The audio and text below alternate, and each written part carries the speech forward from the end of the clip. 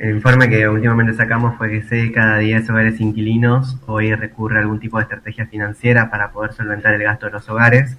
Y acá claramente lo que nosotros hicimos fue un relevamiento a partir de la encuesta permanente de hogares, en el cual lo que hacemos es un seguimiento desde 2022 hasta la actualidad de cómo los hogares inquilinos financian sus gastos, básicamente.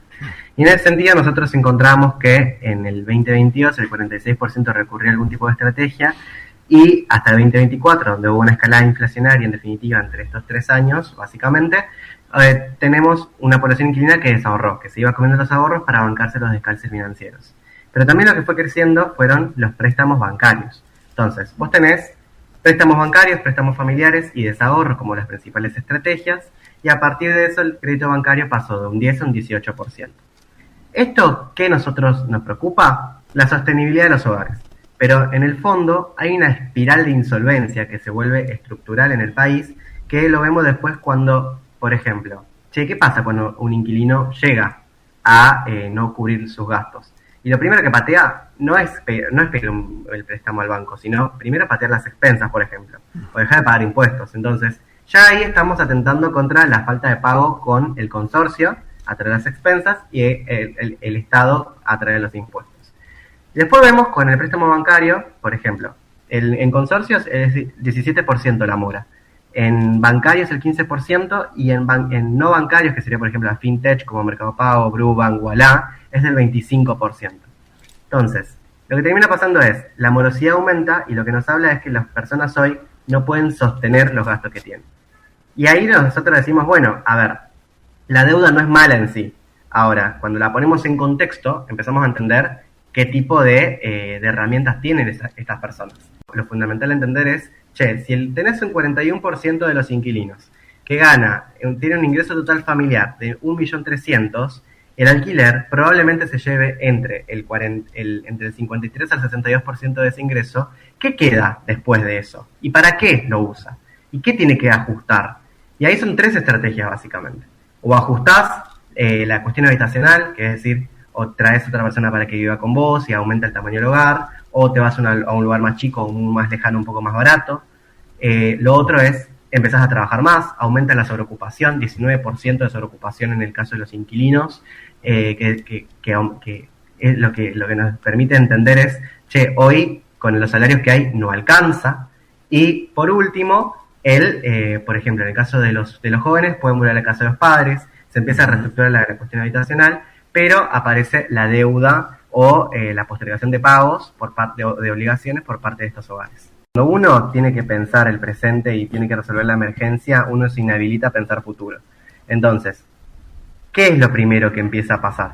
Empezás a recortar salud, empezás a recortar educación, empezás a recortar transporte, o sea, son cosas que van llegando hasta que llegamos a la alimentación. Y en la alimentación, ¿qué tipo de calidad y qué cantidad de alimentación vos das? La alimentación es algo inelástico, o sea, no podemos dejar de comer porque básicamente morimos. Obviamente. Pero sí lo que nos puede pasar es, bueno, en vez de comer un poco más variado, frutas, verduras y un poco de carne, hoy comemos puras harinas.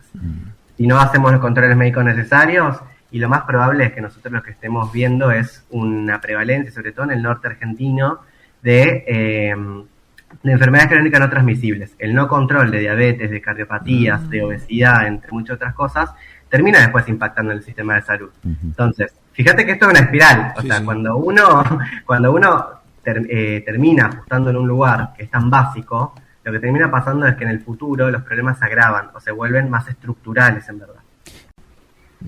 Bien, Salta, particularmente, y lo que ustedes cuentan es una operatoria clásica de un Instituto Provincial de la Vivienda, o sea, el ahorro previo que uno, por ejemplo, capta los ahorros que tiene una familia para poder solventar algunas operatorias, en definitiva. Y nosotros lo que empezamos a entender del crédito hipotecario es, en Salta no penetró el crédito hipotecario.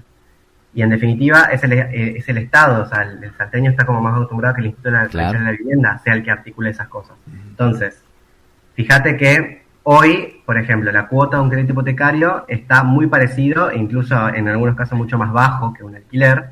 Y lo que nos termina pasando es que, ¿por qué las personas que pagan alquiler no pueden acceder a una cuota que incluso es menor de un crédito hipotecario? Porque falta ahorro.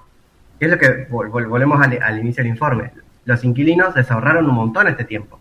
Hoy no hay los ahorros suficientes como para ingresar a operatorias de crédito. Y lo que nosotros venimos a plantear es, che, a ver, si las cosas mejoran, que en definitiva uno siempre tiene esa esperanza que las cosas mejoren, uno debería esperar que la estabilidad lleve a que las personas puedan ahorrar a futuro y que a partir de eso, con una política sostenida de crédito hipotecario, las personas puedan acceder a su vivienda. Ahora, en el medio es Argentina y la conocemos, entonces las personas están también muy desconfiadas respecto a esta esperanza. ¿Y cuándo va a pasar todas estas cosas? Lo que hay que tener en claro es qué sacrificamos hoy para el futuro.